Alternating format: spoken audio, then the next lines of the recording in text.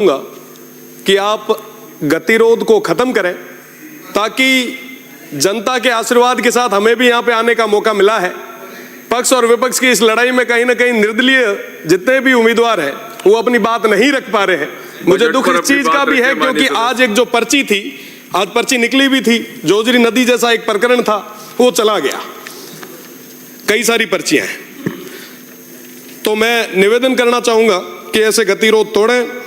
साथ ही साथ मैं प्रदेश की सरकार को बहुत बहुत धन्यवाद दूंगा कि उन्होंने अगासड़ी गंगापुरा में 2 नए जीएसएस हमें दिए, राजडाल की एक रोड दी, 15 करोड़ रुपए जो मरुस्थलीय इलाकों की रोडों के लिए दिए हैं, उसके लिए भी मैं धन्यवाद देता हूं।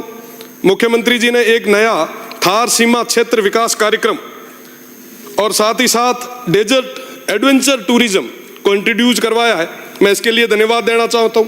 साथ ही साथ रामदेव जन्मस्थली कश्मीर के लिए जीर्णोद्वार के लिए विशेष पैकेज जो दिया है उसके लिए धन्यवाद।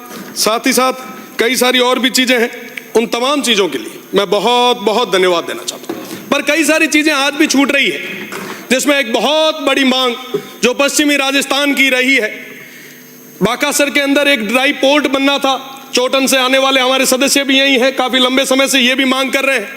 अगर वो ड्राई पोर्ट बनता है तो उस क्षेत्र की जनता को और वहां के युवाओं को कई सारे नए रोजगार के अवसर मिल सकते हैं।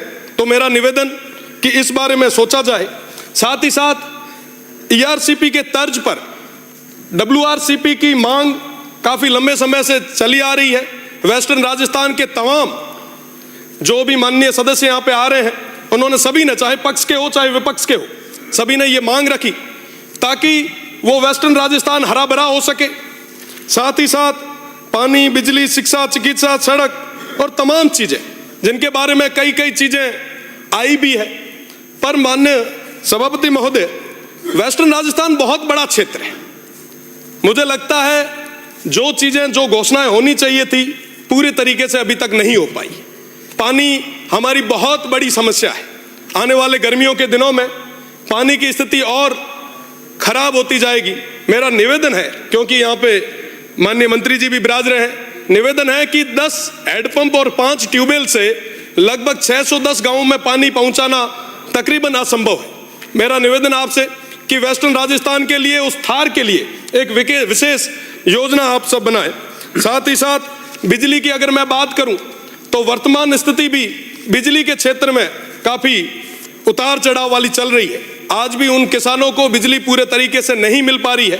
6 घंटों की बात हम कर रहे हैं, पर बड़े दुख के साथ कहना पड़ रहा है, पश्चिमी राजस्थान जो पूरे राजस्थान को कहीं ना कहीं जो बिजली देने में समर्थ है, आज दिया तले अंधेरा की स्थिति हो चुकी है। हमारे उन किसान भाइयों को पूरे तरीके से बिजली नहीं मिल रही। साहब, कृषि कनेक्शन की हम बात कर रहे हैं, हम कह रहे हैं कि साहब हम अभी खूब सारे कृषि कनेक्शन देंगे। पर माननीय सभापति महोदय, मैं आपके माध्यम से प्रदेश की सरकार से निवेदन करना चाहूंगा, 2016 से लेके आज तक के कई सारे हमारे जो किसान हैं उनकी फाइलें पेंडिंग पड़ी है, उन्हें नए कनेक्शन नहीं मिले हैं। ये बहुत बड़ी एक चिंता की बात है। मेरा निवेदन प्रदेश की सरकार से कि उन किसानों के हित में सोचते हुए उन्हें आप कनेक्शन दें। साथ ही साथ मैं बात करूं चिकित्सा की, तो चिकित्सा के मामले में उस क्षेत्र में एक जिला अस्पताल गडरा रोड में और सिव में होना चाहिए। मैं उसके लिए आपसे निवेदन करना चाहूंगा कि आप एक बहुत बड़ी ये सौगात दें, क्योंकि पश्चिमी राजस्थान में एक क्षेत्र से दूसरे क्षेत्र या एक गांव से दूसरा गांव तकरीबन 20 से 30 किलोमीटर दूर है। और ऐसी स्थिति में चिकित्सा व्यवस्था को मजबूत करने के लिए इस चीज की बहुत ज्यादा जरूरत है। मेरा निवेदन है आप कि आप वहां पे चिकित्सा के मामले में व्यवस्थाओं को और सुदृढ़ करें। साथ ही साथ डीएनपी क्षेत्र की मैं बात करूं, होमगार्ड के उन लोगों की बात करूं, साथ ही साथ ईडब्ल्यूएस की बात करूं, तमाम मुद्दे मेरे पास थे।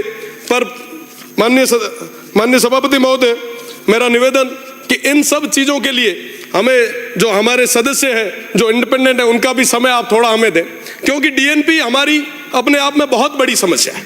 डीएनपी के अंदर लगभग 118 गांव आते हैं। इस डिजिटल युग में भी वहां पे अभी तक नेटवर्क, वहां पे अभी तक पानी, बिजली और तमाम जो मूलभूत सुविधा है वो नहीं मिल पाई है। साहब, मेरा निवेदन कि डीएनपी की एक बार यात्रा हमारे माननीय मंत्रीगण करे, वहां की स्थितियां देखे, वाकई आपको लगेगा कि साहब ये बहुत पीछे है।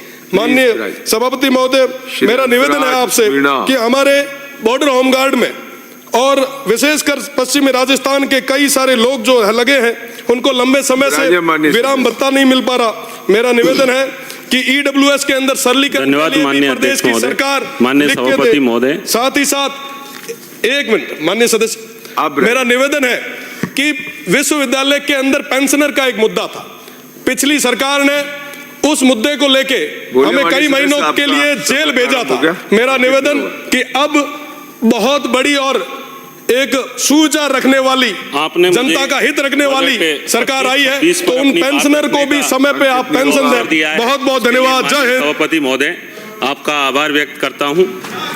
साथ ही माननीय सभापति महोदय,